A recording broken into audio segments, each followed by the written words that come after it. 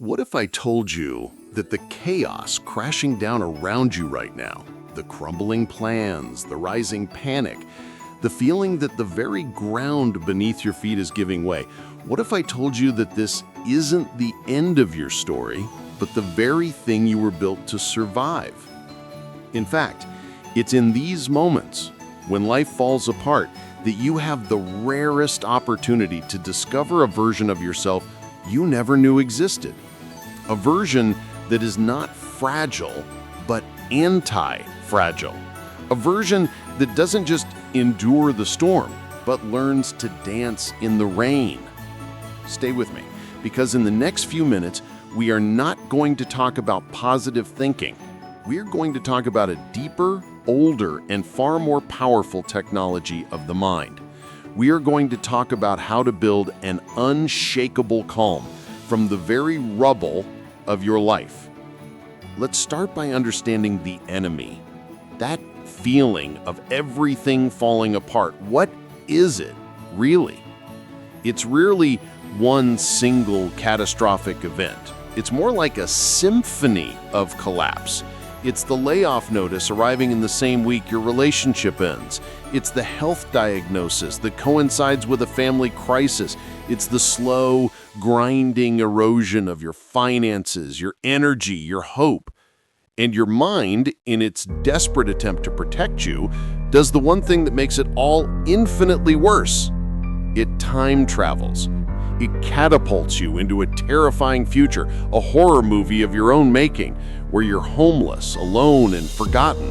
It drags you back into the past, replaying every mistake, every what if, every moment you could have, should have, done things differently. And in doing so, it completely abandons you.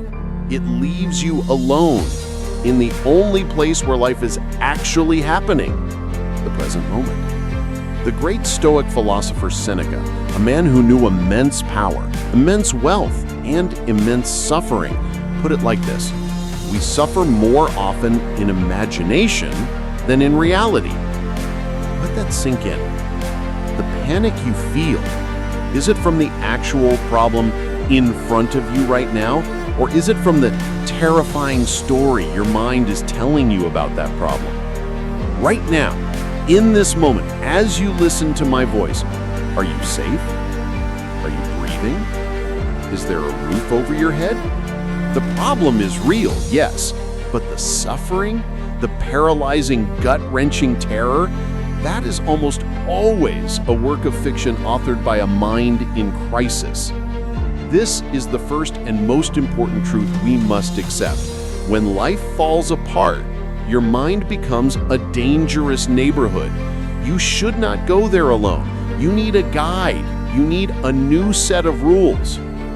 So where do we find these rules? We go to the source. We go to the philosophers who didn't just theorize about suffering in comfortable libraries, but who faced it in the trenches of life.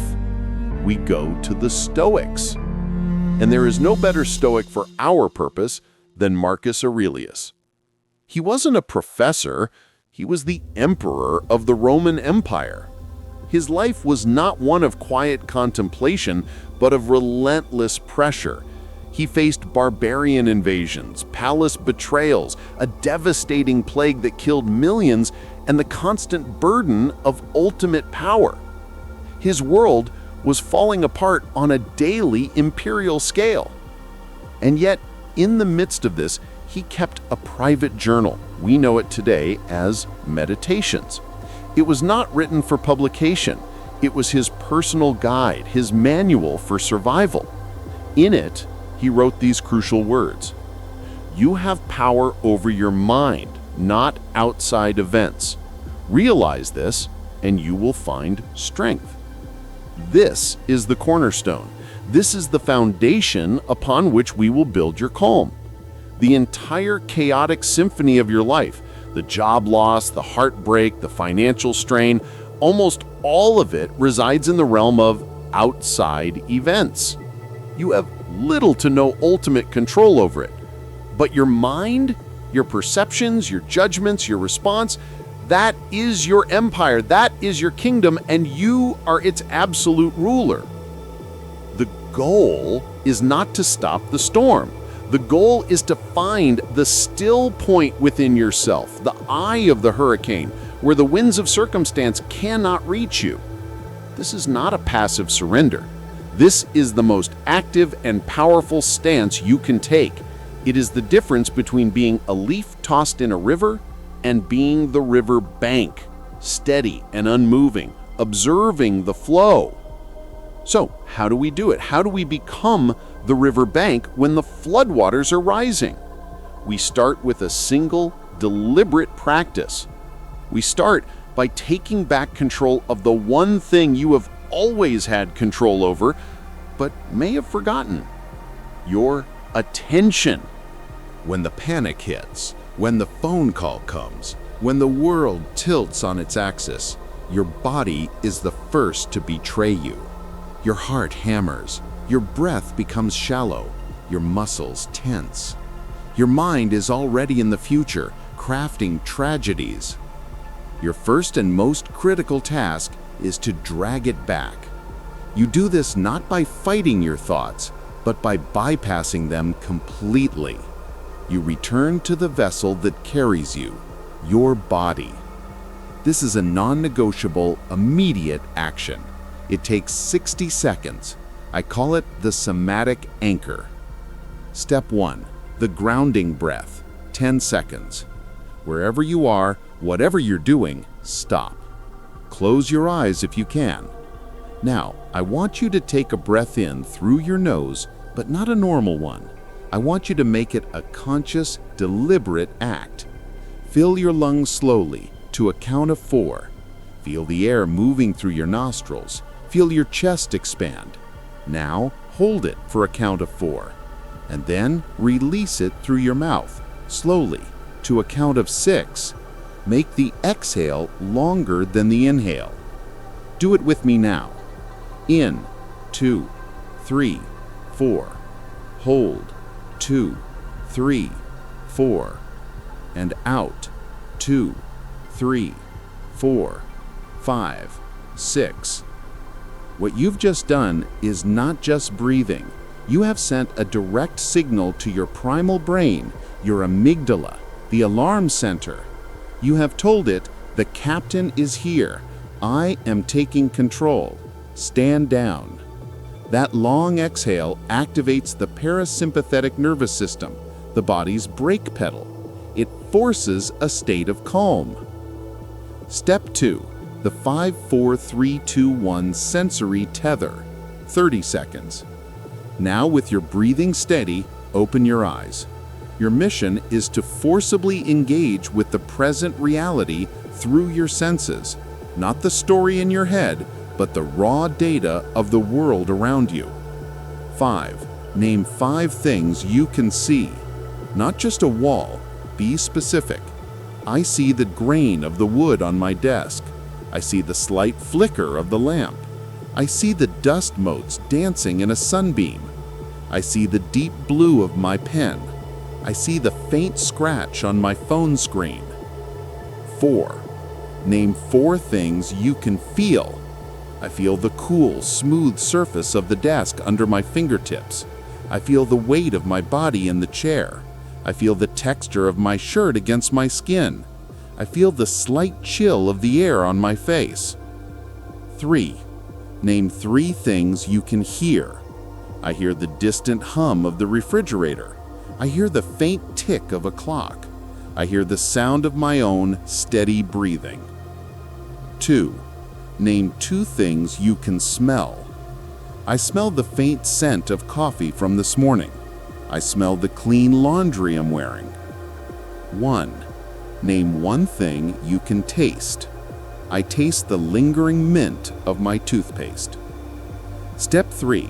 The physical anchor, 20 seconds. Finally, press your feet firmly into the floor. Feel the solid ground beneath you. Grip the arms of your chair or press your palms together firmly. Create a physical sensation of stability. Whisper to yourself, either out loud or in your mind, I am here, in this body, in this room. The storm is outside. In here, I am safe. This entire 60-second drill is your emergency protocol. It is your psychological life raft. It does not solve your external problems, but it does something far more important. It solves the internal crisis of panic. It reclaims the present moment. It makes you the observer of the storm, not the victim being swept away by it. You have now created a small pocket of calm, a foothold. This is where the real work begins. You are now calm enough to think, but you must think with a new kind of tool. You must move from being a panicked participant in your thoughts to being a dispassionate investigator. You must become the inquisitor. This phase is built on the single most powerful tool in the Stoic arsenal, the dichotomy of control. It was best articulated by the slave-turned-philosopher Epictetus, who began his Enchiridion with this stunningly simple truth: some things are within our power, while others are not. Your job in this moment is to take the chaotic mess that is overwhelming you and sort it ruthlessly into these two buckets. Let's give your crisis a name. Let's say you've just been laid off. The initial wave of thoughts is a tsunami. I'm a failure. I'll never get another job. I'm going to lose my house. What will my family think? My career is over. I'm ruined. The inquisitor steps in with a notepad and a calm demeanor and begins the interrogation. Step 1. Isolate the core thought. What is the loudest, most painful thought? Let's pick, I'm a failure. Step 2. The litmus test of control. Ask the fundamental question: is this thought or the reality behind it within my complete and absolute control? Let's break it down. The decision of the CEO to downsize the company? Not in your control. The state of the global economy? Not in your control. Your manager's opinion of you? Ultimately, not in your control. The fact that the layoff happened? It's in the past, not in your control. Now let's look for what is in your control. Your interpretation of this event. Is it a permanent mark of failure or a temporary external circumstance? This is in your control. The effort you put into your job while you were there? It's in the past, but your judgment of that effort is in your control. Your resume, your job search strategy, the emails you send today? This is in your control. Your attitude right now, whether you collapse in despair or stand up with dignity. This is in your control. How you speak to your family about this is in your control. Do you see the radical shift? The problem has been bisected. The vast, terrifying monster of, I got laid off and I'm a failure, has been dissected. A large part of it, the event itself, is in the bucket of things not in my control. The Stoic response to this bucket is acceptance. Not approval, not liking it, but a clear-eyed, unemotional acceptance of reality as it is. To fight against what you cannot control is to slam your head against a brick wall and wonder why you have a headache. The other part, your response, your actions, your mindset, is in the bucket of things in my control. This is your sacred ground. This is where your power lives. This is where your energy must be focused 100%. Marcus Aurelius wrote, "The impediment to action advances action. What stands in the way becomes the way." The layoff is the impediment. It now becomes the way forward. It becomes the catalyst for a new chapter, a reevaluation of your career, a discovery of resilience you didn't know you had. Step 3. Reframe the narrative. Now, you rewrite the story. The initial story was, I'm a failure. The Inquisitor's new evidence-based report reads, a significant external event has occurred that was outside my control. I now have a new set of circumstances. My mission is to navigate these circumstances with courage, wisdom, and persistence. My first actionable step is to, and you fill in the blank with something small, immediate, and from your circle of control. Update my LinkedIn profile. Reach out to one trusted contact. Take the rest of the day to process this without self-recrimination. You have taken a vague, terrifying abstraction and turned it into a concrete, manageable project. You are no longer a victim of a story, you are the author of a new one. You have anchored yourself in the present. You have dismantled the catastrophic story and identified your sphere of control. Now you must build. You become the architect. The architect knows that massive, life-altering problems are not solved with massive, single actions. They are solved with a series of small, deliberate, and virtuous actions. The Stoic concept of virtue, wisdom, courage, justice, and temperance is not a vague moral idea. It is a practical toolkit for construction. Your blueprint has one central question: what does this moment demand of me? Not tomorrow, not next year, not how do I fix my entire life, but right now, in this hour, what is the next right thing? Let's return to our layoff example. The problem feels immense. I need a new job. I need to secure my finances. I need to tell my family. The architect smiles and says, "Good, let's start with the first brick." The power of micro-actions. The first hour, your action is not find a job. Your action is make a cup of tea, sit down, breathe, call my partner, parent, or best friend and say, "I need to talk. Something difficult happened today." This is an action of courage and connection. The next hour, your action is not rewrite my entire resume. Your action is open a document, write down the names of my last 3 job titles and the dates I worked. That's it. This is an action of discipline and wisdom. The rest of the day, your action is not solve my financial future. Your action is look at my bank statement. Just look at it, without judgment. Understand the numbers. This is an action of clarity and temperance. Each of these tiny actions is a declaration of power. Each one is a quiet, firm no to despair and a yes to moving forward. They build momentum. They are the antithesis of the paralysis that crisis creates. Seneca, who witnessed the whims of a mad emperor and was eventually forced to take his own life, understood this deeply. He wrote, "Every new beginning comes from some other beginning's end." The architect does not mourn the ended beginning. The architect surveys the new land and starts drawing plans. This is also where you must practice what I call temporal fencing. You will give yourself permission to fully feel the grief, the fear, the anger, but on your schedule. You will say, from 7 p.m. to 7:30 p.m. tonight, I will sit with this pain.